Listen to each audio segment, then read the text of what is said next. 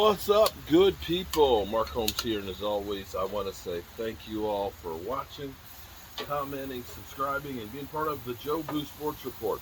Without you guys, as well as you ladies, you know that this literally does not work. Hope you all are having a great Monday. We'll have our live stream in about 2 hours from now, and it is execution time. It's that time of the NFL season when the Turk comes around and says, grab your playbook, coach wants to talk to you. Yeah, it's like that.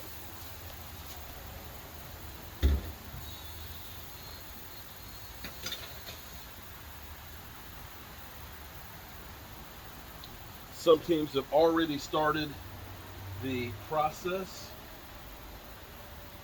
and the Cowboys are definitely waiting to get the process going for themselves. This season, this off season has been crazy, and I hope that this is crazy in a good way. You hope that the moves that the Cowboys have made end up paying dividends. This is not your typical Dallas Cowboys. This is not your typical Jerry Jones run organization of what we've seen in the recent years.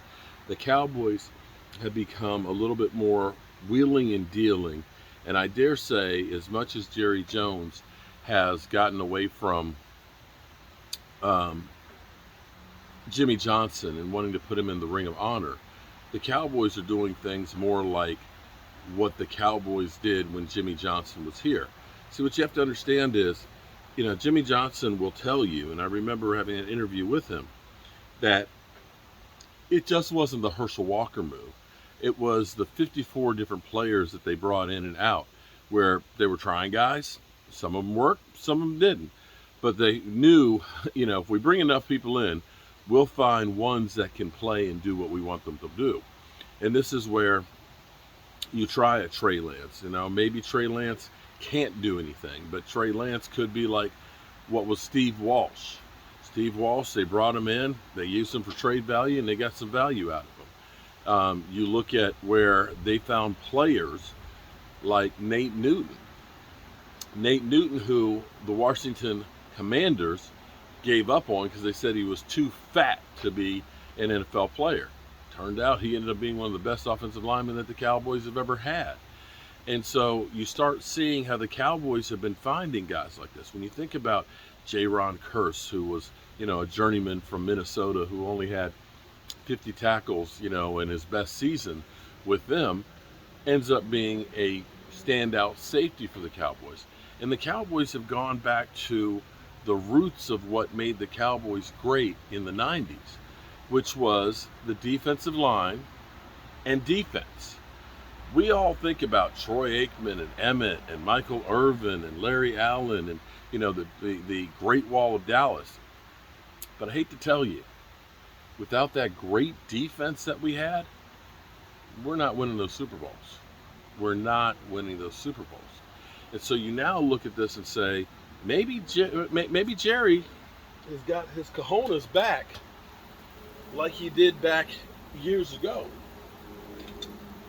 Maybe we are beginning to do some of the things similar to what we did that brought us all that success before. You think about, now we didn't get anything for Zeke. We didn't get anything for Zeke like we did Herschel Walker, but the Cowboys had no problem back then moving on from personnel that were no longer deemed as valuable. And that's exactly what we've done now. They've cut dead weight, and they've brought in guys that are young and hungry. And the parallels, I think, are incredible. Now, the thing about this is it's unpredictable. The front office is completely unpredictable. There's so many things that have been just a straight up shock. The Trey Lance, the Trey Lance is a perfect example, and that was just 2 days ago. But you think about after what happened during the season trying to get Brandon Cooks, you thought that was definitely a dead end. They were talking about wanting the number one pick for Brandon Cooks, they ended up getting a guy for a 5th round, bringing in a Stephon Gilmore. The fact that we have 3 great safeties, the fact that we drafted a defensive lineman, these are all kind of Jimmy-esque moves that you don't expect Jerry Jones to be doing, and he hasn't been doing these kinds of things. The other thing that I want to put out there, and I know that the mailman, Game Time, he's not a big fan. He's not a big fan of Catboy. But I think Catboy is doing a lot more of running the show here than what he's done in the past. And maybe, just maybe, Catboy has learned from some of his mistakes. Because at the moment, we have to look at the Cowboys and say, this is a better constructed team than we've had in quite a while. That with us still having $18 million of cap space, having locked up Diggs and having negotiations going on with Dak and CD, that you know that they're going to get those done. Getting Zach Martin whole without basically throwing the players under the bus.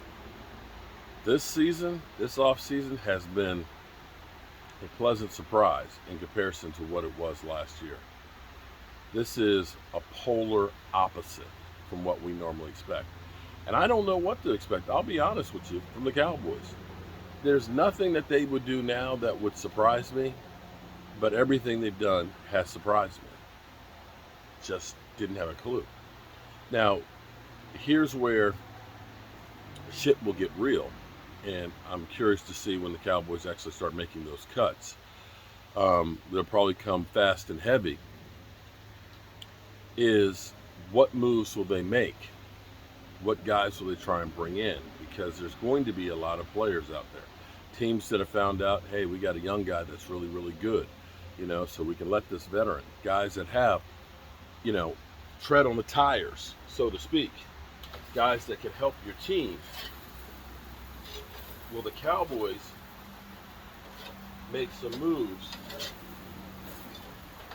to bring in an extra offensive lineman or two? Will they look at bringing in some extra depth at running back? Because there will be named people out there. Because see, you're 2 kinds of teams right now. Because you look at right now, say Arizona. Arizona is a seller. Arizona just released like Colt McCoy. Not that I'm saying Colt McCoy is, a guy you got to go get. But you look at them and say, yeah, they know they're not going to win much this year. So they're going to make the most of trying to get themselves into a good position by the end of the year to try and make some moves. Try and figure out if Kyler Murray is part of the equation. Are we going to try and tank and get ourselves some draft picks?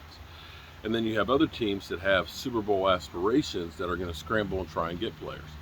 Teams like, of course, the Eagles with Howie Vision, as Philly 500 would say, that may possibly be trying to get Jonathan Taylor, even though we've been told that DeAndre Swift and the guys that they have are the greatest running backs in the world. And then there's the Cowboys that are more of steady wins the race, that they don't want to be a one-hit wonder. They want to be good now and continue to be good down the road. Yeah. Remains to be seen if all of this works out for the Cowboys, but you have to like what we've done.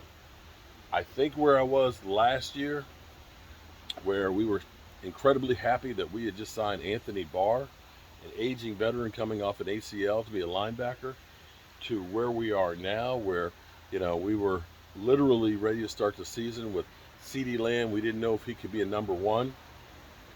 And nobody else at wide receiver starting the season had caught a touchdown pass. You can't say that this isn't a much more talented team. And you must say that there is more pressure on Dak Prescott to be more successful. So we'll see where it all goes. Let's just hope for a great ending to the season. And I'll see you guys at 9 o'clock. Hope y'all having a great day. Got some chicken. We'll make a nice salad with some chicken on it and some feta cheese. That'll be good for us. Peace.